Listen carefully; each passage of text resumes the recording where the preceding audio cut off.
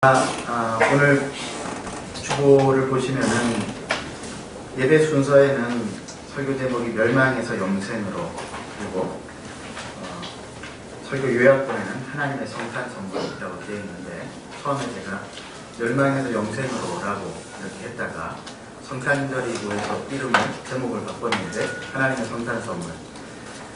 이어서 생각하시면 됩니다. 하나님의 성탄 선물, 멸망이 아닌 영생으로 받으시면 좋을 것 같습니다. 종교개혁 당시에 마틴 루터가 독일어로 한참 성경을 인쇄하던 때에 한 인쇄공의 딸이 우연히 바닥에 떨어진 성경 조각을 주었습니다. 찢어진 종이 조각에는 하나님이 세상을 입처럼 사랑하사 라고 하는 구절이 적혀 있었습니다. 이 소자는 한 번도 성경을 본 적도 없고 읽어본 적도 없었기 때문에 너무너무 놀랐습니다. 왜냐하면 그네 마음 가운데 하나님은 두렵고 무서운 하나님으로만 생각이 되어졌기 때문에 하나님이 세상을 사랑하신다라고 하는 이 말씀은 충격이었습니다. 그리고 또 한 장의 조각을 주었는데 그 조각에는 주셨으니 라고 하는 말이 적혀 있었습니다. 어떤 말이었죠? 이어보면 하나님이 이 세상을 이처럼 사랑하사 주셨으니, 중간에 독생자가 없었어요. 하나님이 세상을 이처럼 사랑하사 주셨으니, 왠지 모르겠지만은 이 두 종이 조각을 손에 쥔 소녀는 그날부터 삶이 조금씩 변해가기 시작했습니다. 기쁨이 생기기 시작했습니다. 딸의 변화를 알아챈 엄마가 물었습니다. 너 요즘 왜 그렇게 기쁨이 많니? 딸이 대답합니다. 엄마, 하나님이 세상을 이렇게 사랑하셔서 주셨대요. 뭘 주셨는데? 뭔지는 모르겠는데 하나님이 우리를 사랑하셔서 주셨다는 것만으로도 마음이 기뻐요. 오늘 우리는 이 소녀가 하나님께서 무엇을 주셨는지 모르지만은, 그러나 우리는 알고 있습니다. 하나님이 세상을 사랑하셔서 우리에게 주신 것이 무엇인지를 우리는 알고 있습니다. 무엇입니까? 독생자입니다. 독생자. 독생자는 누구입니까? 빌립보서 2장 6절에 의하면은 독생자는 근본 하나님의 본체시라고 이야기하고 있습니다. 또 하나님과 동등되신 분이라고 빌립보서는 우리에게 증거하고 있습니다. 하나님의 본체, 본체라고 하는 말은 무슨 말일까요? 본체라고 하는 것은 하나님 그 자신이라고 하는 것입니다. 예수는 누구신가? 하나님 그 자신이 분이십니다. 하나님과 동등되신 분이시죠. 독생자이신 예수는 하나님 그 자신이고 그의 모든 것이고 또한 하나님과 동등되신 분이신데, 하나님께서는 우리를 사랑하셔서 그 독생자를 주셨습니다. 왜 주셨을까요? 요한일서 4장 9절 말씀을 우리가 한번 읽어보도록 하겠습니다. 요한일서 4장 9절 말씀, 우리 앞에 나와 있는 자막을 보고 한번 함께 읽도록 하겠습니다. 시작. 하나님의 사랑이 우리에게 이렇게 나타난 바 되었으니 하나님이 자기의 독생자를 세상에 보내심은 그로 말미암아 우리를 살리려 하십니다. 왜 주셨습니까? 우리를 살리기 위해서. 왜 우리를 살리려고 하셨을까요? 누가 죽기라도 했단 말입니까? 네, 그렇습니다. 우리는 모두 죽음의 권세 아래에서 멸망을 향하여서 태어났기 때문에 그렇습니다. 그렇기 때문에 우리 하나님께서는 독생자를 우리에게 주셔야만 했던 것이죠. 멸망당하지 않게 하기 위해서.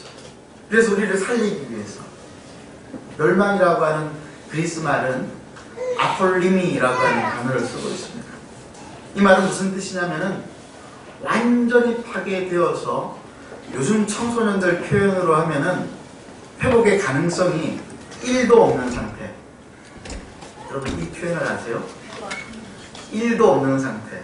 우리 청소년들은 저를 보고 대시시 웃는데 다시 살아날 가능성도 없고 회복의 가능성이 전혀 없이 파괴되고 손상되어져서 없어져 버린 상태가 멸망이라고 하는 상태예요. 우리 죄인이 그런 멸망 가운데 있었기 때문에 우리 하나님께서 우리에게 독생자를 주셨다라고 하는 것입니다. 저는 14살 때 예수님을 믿었습니다. 예수를 믿고 인간이 죄인이다, 내가 죄인이다라고 하는 이 명제적 진리 앞에서 너무너무 두렵고 떨었던 기억이 있습니다. 14살짜리가 죄를 지으면 얼마나 죄를 지을 수 있을까요? 그때 제 기억으로도 제가 예수 믿고 제일 먼저 회개했던 죄는 저희 동생들을 학대했던 일이었어요. 제게는 남동생이 둘이 있는데 제가 장남이고 만두를 먹으러 가면 5개가 나옵니다.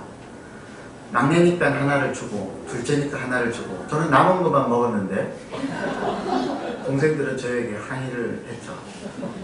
그때마다 주먹을 내어 보이면서 폭력을 휘둘렀던 그 죄가 떠올라서 회개기도 했던 기억이 있습니다.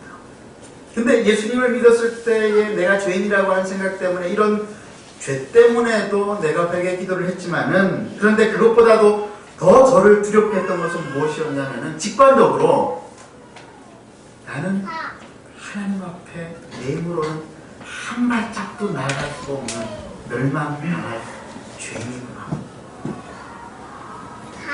내가 범죄론적인 죄인이라고 하는, 내 상태로는 도무지 하나님 앞에 나아갈 수 없는 절망적인 영적인 파탄자라고 하는 생각 때문에 두렵고 떨었던 것 같아요. 그래서 아버지가 돌아가신 것도 아니었는데 제가 그렇게 그날 대성통곡을 하면서 울었던 것 같습니다. 내가 죄인, 회복의 가능성이 1%도 없는 죄인, 영원한 멸망 가운데 빠져서 살아갈 수밖에 없는 그런 죄인. 지금 생각하면 어떻게 그것을 제가 그때 깨달을 수 있었는가 잘 이해가 안 됩니다. 성령님의 도우심이었다라고 생각을 할 뿐입니다. 사실 이성적으로는 우리가 죄인이고 멸망을 당할 수밖에 없다라고 하는 영적 착탄자라고 하는 이 사실이 잘 실감이 되지를 않죠. 왜냐하면 우리는 제법 근사하게 도덕적으로 살아가고 있기 때문에 그렇습니다. 도덕적으로 제법 근사한 삶을 살아가고 있는 내가 죄인? 영적 파탄자? 가능성이 1%도 없어?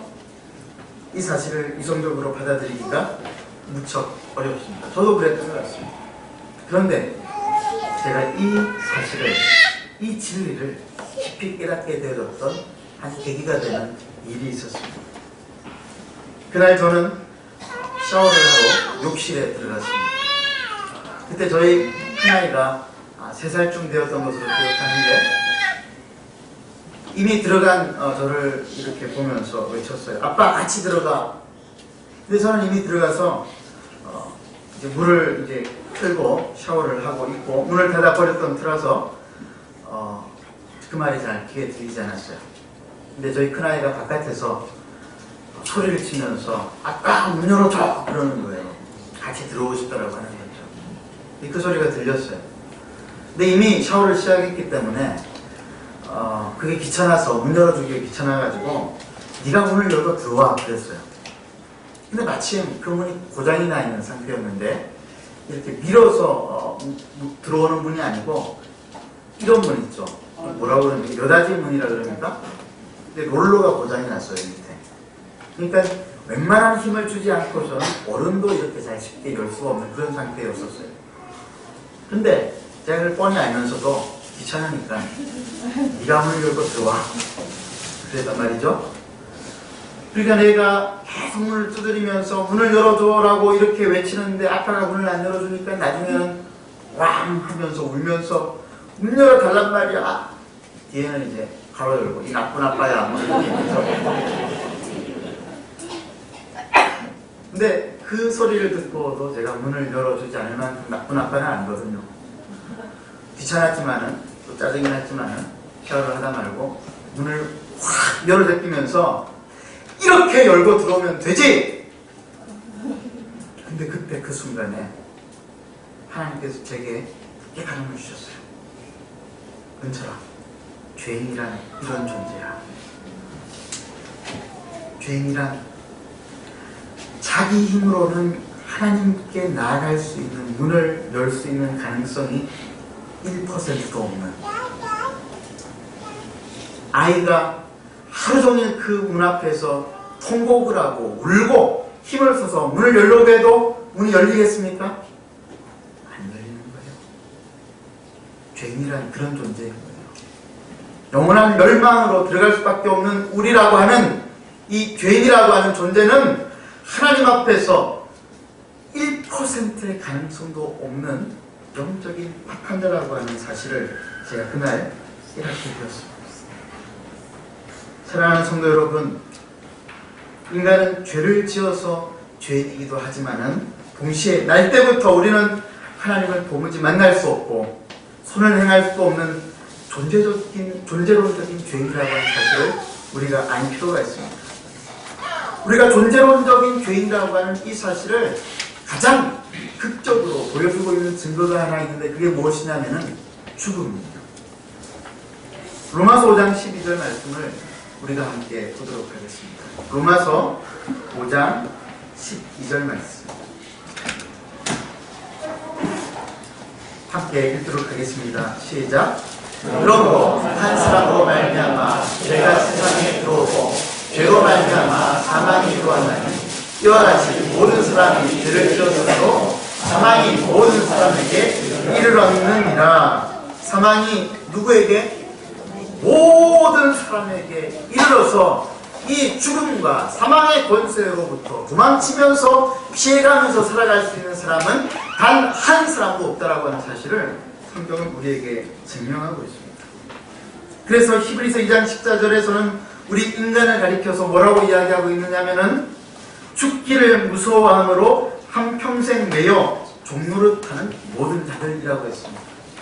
죽기를 무서워해서 한평생 매여서 죽음 가운데에 종노릇하는 사람, 에베소서 2장 5절에서는 허물과 죄로 죽었던 너희라고 이야기를 하고 있습니다. 죽음 앞에 사람들은 벌벌 떨죠. 아무도 죽음 앞에서 당당하게 서 있을 수 있는 사람은 없는 것 같습니다. 그러나 하나님을 믿지 않는 사람들은 죽음을 이렇게 설명하는 것을 들었어요. 죽음은 우리 인생은 담배 연기와 같다. 죽고 나면은 아무것도 없다. 담배 연기가 이렇게 사라져 버리면은 아무것도 없잖아요. 있는 사람들이 그렇게 이야기를 하지만은 정말로 그렇게 생각하고 믿고 살아가는 사람은 많지 않은 것 같아요. 왜 그렇습니까? 왜 죽음 앞에 벌벌 떱니까?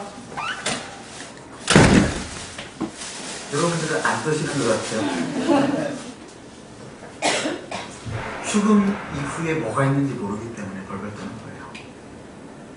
죽음 이후에 하나님이 있을까? 영광대왕이 있지는 않을까? 천국이 있을까? 지옥이 있을까? 모르는 거예요.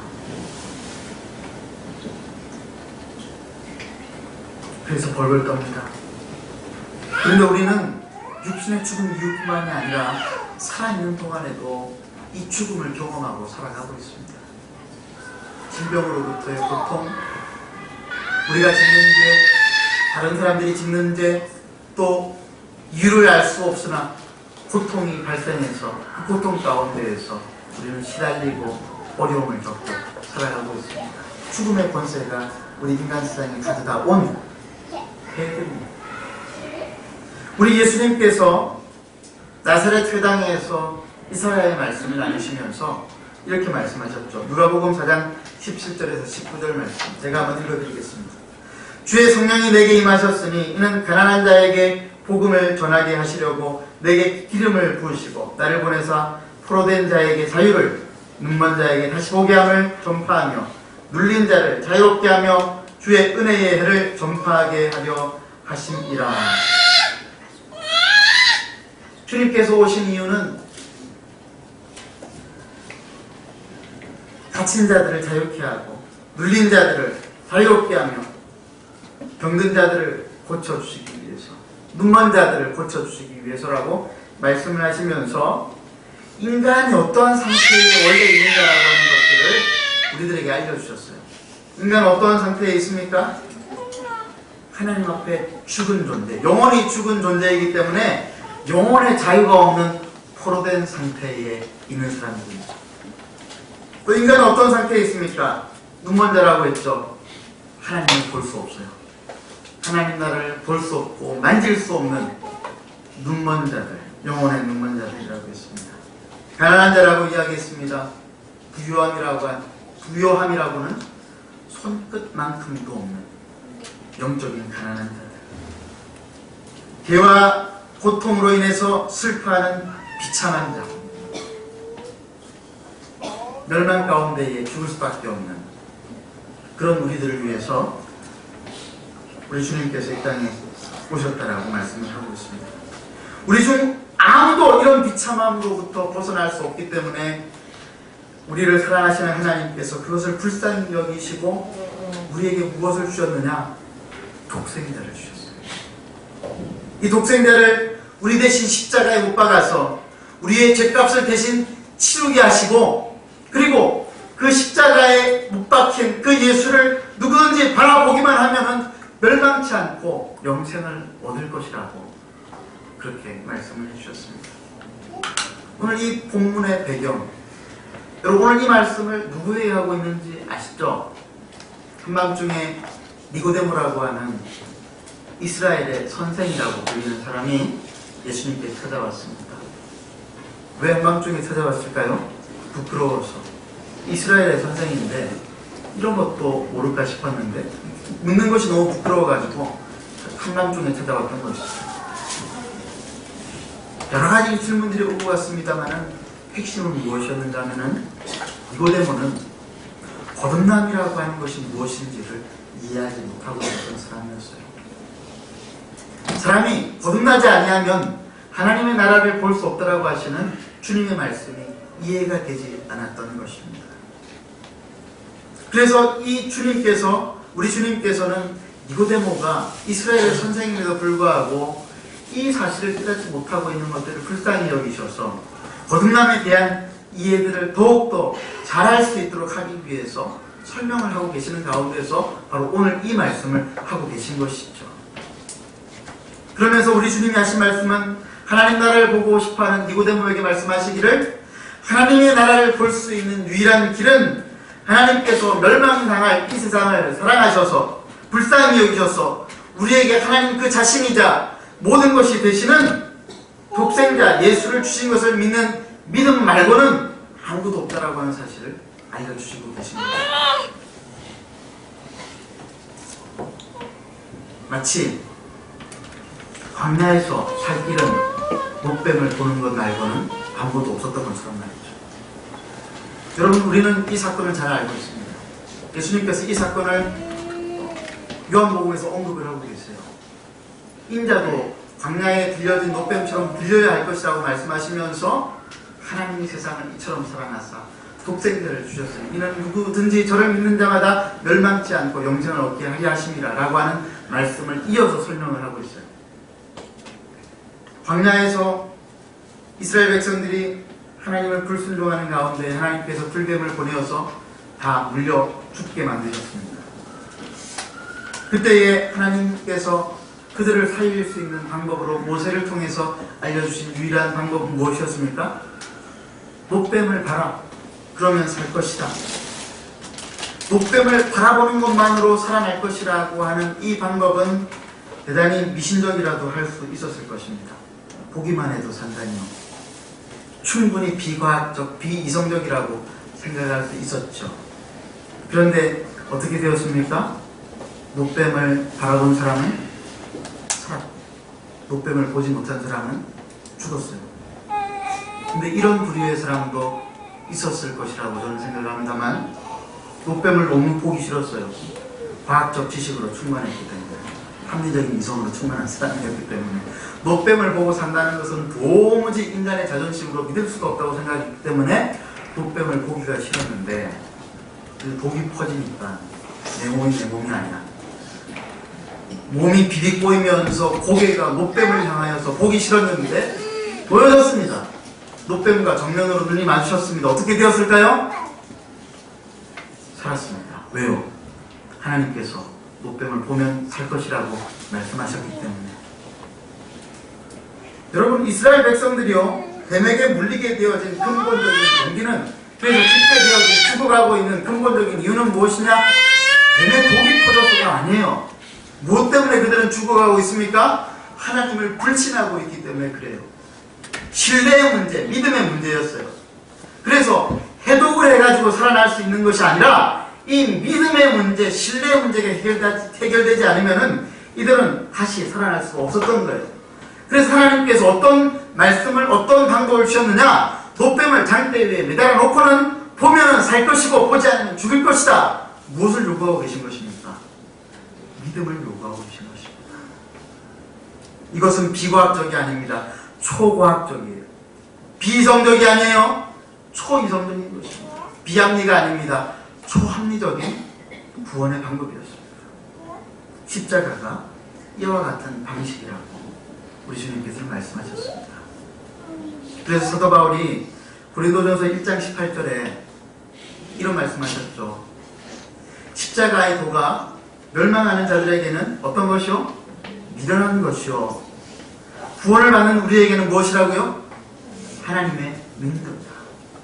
하나님의 능력이다. 사람들은 십자가의 도가 미련한 것이라고 생각을 하는 것 같습니다. 왜 그렇습니까? 첫 번째로, 멸망당할 죄인인 인간을 위해서 하나님이 먼저 찾아오셨다라고 하는 이것 자체가 말이 안 된다라고 생각했어요. 어떤 신이 인간에게 먼저 찾아왔습니까? 세상의 신들은 먼저 바쳐라, 그러면 내가 만나주겠다 이러죠. 정성을 보여라, 그러면 내가 너를 만나주겠다 이러죠. 근데 우리 하나님은 먼저 찾아오셨더라고요. 이게 말이 안 된다고 생각하는 것입니다. 둘째로, 십자가의 도가 미련한 이유는 죄인은 인간을 구하기 위해서 먼저 하나님이신 예수께서 오시기는 오셨는데 어떤 모습으로 오셨는가? 죄인인 인간의 모습으로 오셨대요. 이게 말이 안 된다고 생각을 합니다. 죄인인 인간의 모습으로 예수님께서 이 땅에 오신 이유가 어디에 있습니까? 어떤 이유일까요? 저는 이렇게 생각해요. 왜 예수님께서 죄인인 인간의 몸을 입고 이 땅에 구원자로 왕으로 오셨을까?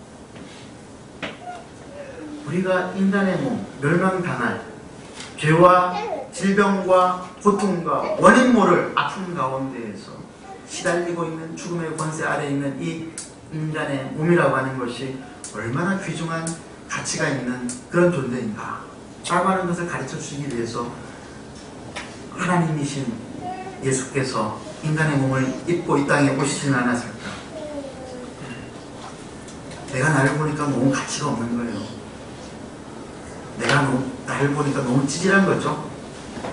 죄를 짓는데 같은 죄를 똑같이 반복하고 토시 하나 틀리지 않고 반복하고 하나님 앞에 나올 때마다 염치가 없는 것이죠. 인간의 몸을 입고 있는 우리는. 그런데 예수께서 인간의 몸을 입고 오신 이유가 있어야만 했다면 무엇인가? 바로 이 이유 때문이지 않았을까?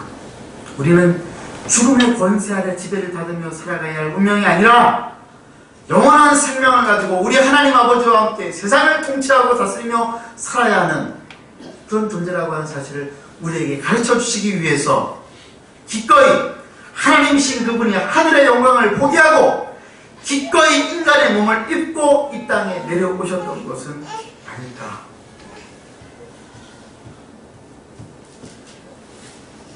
사람들이 십자가의 도가 미련한 이유라고 생각하는 세 번째 이유는 이건 더 기가 막혀요.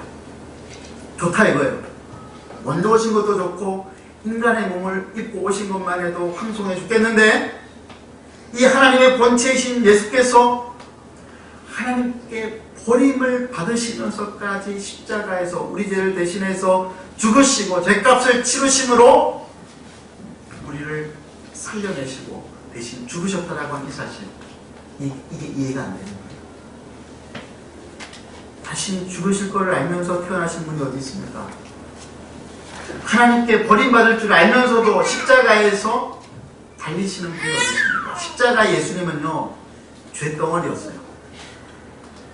예수님의 죄 때문이 아니었죠? 누구의 죄 때문이었습니까? 내 죄 때문에, 우리의 죄 때문에, 온 인류의 죄 때문에 하나님께서 그 죄값을 예수님에게 찾으시면서 죄덩어리이신 예수님을 죽이셔야만 했던 것이죠. 우리 하나님께서. 하나님이신 그분이, 죄가 전혀 없으신 그분이 죄덩어리가 되어져서 하나님으로부터 버림받는 것을 마다하지 않으시고 죽으셨더라고 하는 이 사실이 사람들에게 이해가 되어지지 않는 것입니다. 도무지 말이 안 되는 방식으로 우리에게 찾아오신 이 예수 그리스도, 하나님 왜 이렇게 하셨을까요? 하나님은 왜 이 말도 안 되는 일들을 하셨습니까? 로마서 5장 7절에서 8절 말씀 찾아서 읽도록 하겠습니다. 로마서 5장 7절에서 8절까지 말씀.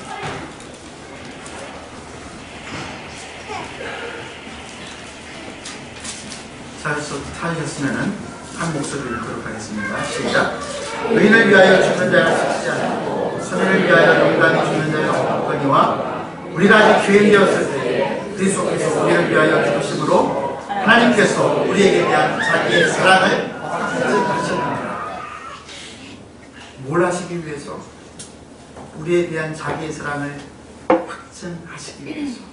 오늘 우리가 읽었던 요한복음 3장 16절, 하나님이 세상을 이처럼 사랑하셔서 독생자를 주셨다고 했습니다.